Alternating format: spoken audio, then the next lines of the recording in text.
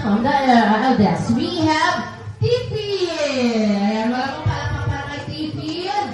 Ito po yung tinatawag natin na Tres Marias. Ayan. Ang swerte-swerte niya ng ating birthday celebrator na meron siyang tatlong ates. Ladies and gentlemen, to complete the crystal list, palakpakan naman natin, we have Tracy!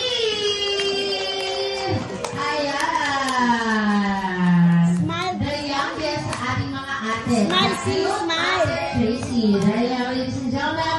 And now for this juncture, alam ko na excited na ang lahat. So may I invite everyone to please stand. Tumayo po tayong lahat. Get ready with your tunes left and right and help me welcome the main star for this celebration.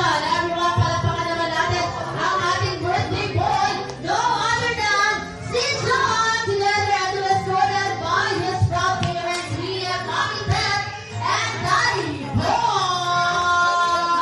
Ayan, palakpakan naman natin.